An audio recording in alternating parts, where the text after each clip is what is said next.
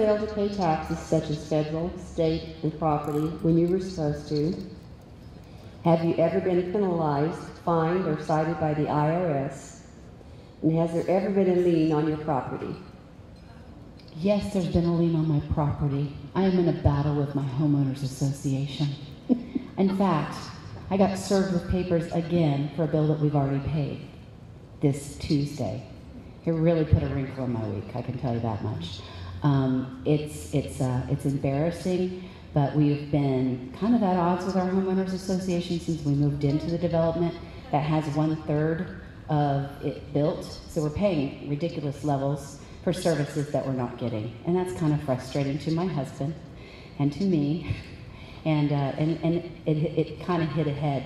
So we're about ready to start we're considering class action lawsuit because I don't like being bullied. I don't like the fact that a homeowners association can put a lien on my property. And in fact, I remember 10 or 20 years ago when I first started reading about homeowners associations, I swore I'd never live in one. And I explained that to my husband. I said, "You sure we want to live in an HOA? Not just one, but two. We have two." And he's like, "You know, this is the home we want for our family." And so we made that compromise. So it is embarrassing, but yes, we have had a lien put on our property because of failure to pay our homeowners association. As far as taxes, no, I don't think I've had any issues with my taxes. I've always paid them on time. There was one year that I didn't pay them at all because they owed me money. And then I tried to file them a couple of years later and they said, "Oh no, you can't come get your money now. You don't get to file and get your money now because your statute of limitations has run out." So that's the only time I didn't file is because they owed me $3,000, and my tax friend who worked for the IRS next door said, "Well, if they owe you money, it's not ever a problem. It's only when you owe them money that you have to file." And so I didn't file that year. I wish I had because it was $3,000 that I kind of didn't get. So I'm sure they spent it well. Absolutely. Thank you, Mr. Gleason. Could you repeat the question? Have you ever failed to pay taxes such as federal, state, No. or property? No. Have you ever been penalized, fined, or cited by the IRS? No. And has there ever been a lien on your property? No. All right. It says. No. No, Mr. Phelan.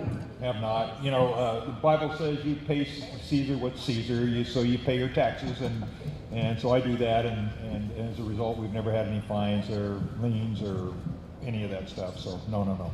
Mr. Holloway. Can I get their time? Because I got a bunch to talk about. I want to speak some more then. I can say yes, and yes. And it's all from business experience. I mean, it's public knowledge. I knew about it before I got into this campaign.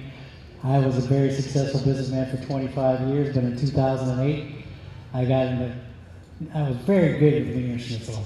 And then we expanded to two other concepts called Taco Del Mar and Juice It Up, which you guys may be familiar with those franchises in this area. I had two partners in the Juice It Up. We had an SBA loan. They both subsequently filed bankruptcy on me, forced me into bankruptcy. I made a cardinal mistake because my business, I started as a sole proprietor, and those other two businesses were limited liability corporations. My two partners were able to shield all their tax responsibilities because they were limited liability corporations, and because I was a sole proprietor, I was personally responsible. So yes, I've had liens. I filed personal bankruptcy in 2008. I will make a comeback. I will be back in the restaurant business. But I am a negotiator. You're not successful until you have your own personal IRS agent. And I will say again, I personally have never failed to pay my personal taxes, but I am in a payment plan with IRS on my payroll taxes. And I think all my liens have been removed because I've entered into that plan. But it's a responsibility I have, and I will fulfill that responsibility. But it was all because of business, and it was all because of the economy in 2008 and trying to do more with less. Thank you, Mr. Ashburn. No. Okay. Next question would go to Mr. Gleason. What do you think of the idea of operating the county with a CEO as the sole person over department heads instead of the current system where department heads have 5 bosses? A system like the city of Bakersfield has been proposed. Yeah, in general, I believe staffs typically, the more people you have in an organization, typically the less effective it can be. And so I'm all for streamlining processes and making sure decisions and communications and the up and down flow of information within an organization is as efficient and as productive and as timely as possible. So additional layers that introducing additional layers into an organization, if that organization is working, is not necessarily a good thing. That is all a management philosophy, but that has to be taken in the context of a human dynamic, and each dynamic is different. And I think that the problem that I see or perceive is that, or I would be on guard for, let me put it this way, I would be on guard for is that removing decisions from the supervisors to department heads is not a good thing. What we need to do is ensure that we retain control of decision making and that we have the ability to communicate those decisions down to the department heads so they can execute decisions that are made at the county level, county supervisor level. Thank you. Ms. Hess? Well, the Board of Supervisors is elected and the buck should stop with them. As in good times, even in private industry, it seems like the middle management and upper management grows, and then in lean times, those are the first to go. I think that we need to really look at the county and streamline. You know, we have some issues at the county that I've personally experienced. I can have a project going on in Roseman and the same or similar project going on in Cal City, two separate inspectors, and they can shut one job down. It's all interpretation. There needs to be some accountability at the county. You've got folks that, and this isn't with all the county employees because there's a lot of good employees, but you've got some county employees out there that are cowboys and they think that it's the county of Robert or the county of Dale. So, you know, there's issues that need to be addressed, and we need to streamline. Government needs to shrink. Thank you. Mr. Freeland? I'm all for looking at streamlining county government. As a district ranger, I put combined two large ranger districts together. The reason for that was I wanted to have a more efficient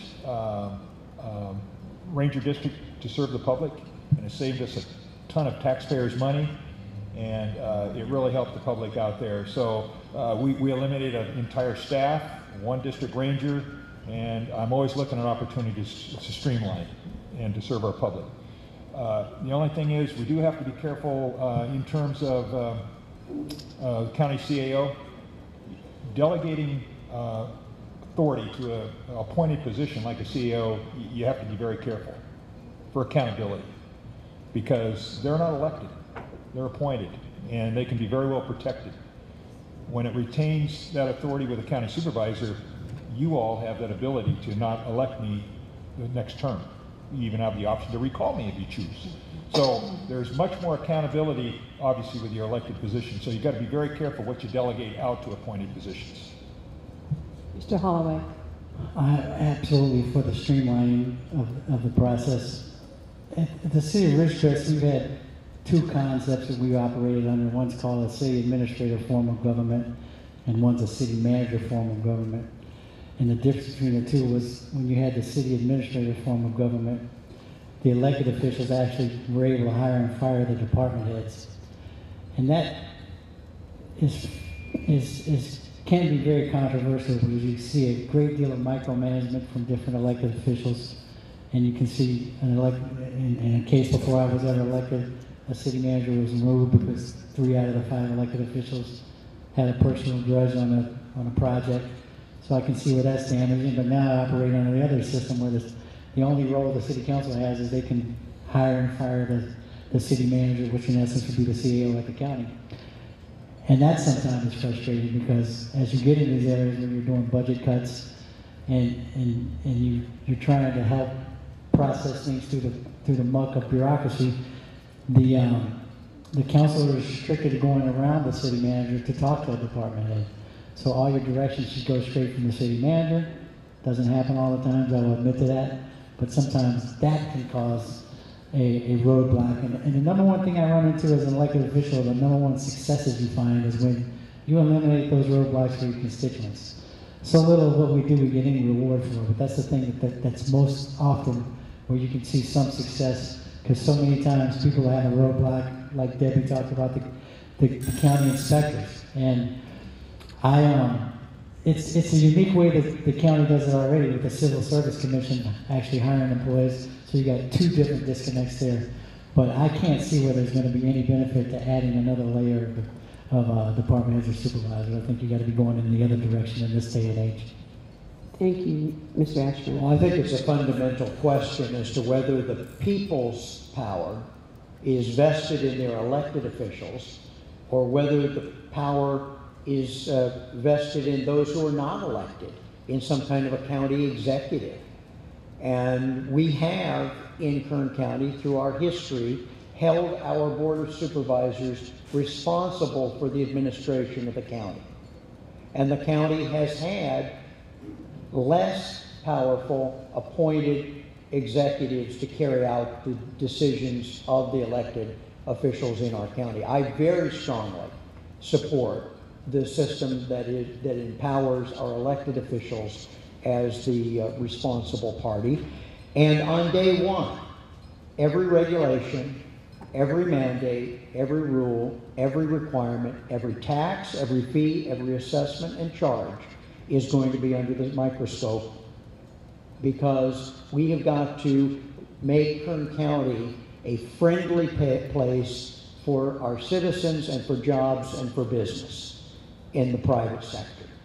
And government has a deadening effect on the private sector through the imposition of those rules, regulations, requirements, taxes, fees, and assessments. And I think that's job number one in streamlining our government.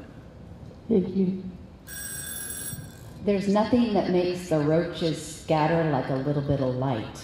And I'll tell you, I not only am completely opposed to going to a strong CAO model, or in that case it'd be a CEO, it definitely would not be with the current one.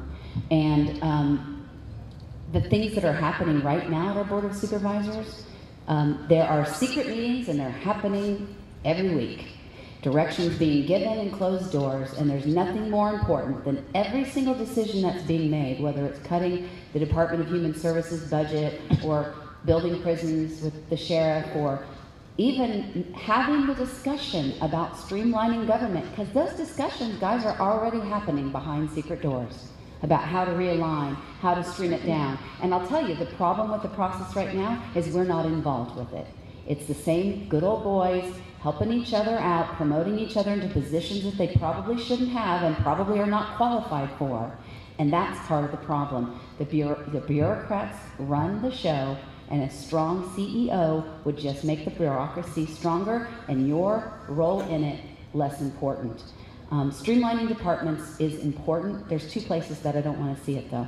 I don't want to see it with veteran services, and I don't want to see it with senior services. Those two departments were purposefully split off from human services because the seniors needed a place besides the welfare department to go to get their needs met, because it's embarrassing to have to walk in those doors. And our veterans, the same thing. They needed a place to go where people could deal with very specific and very personal issues that only veterans understand. And so those are two departments that I don't want to see folded into some bigger bureaucracy, because they are doing a good job at the ground level, and I support that.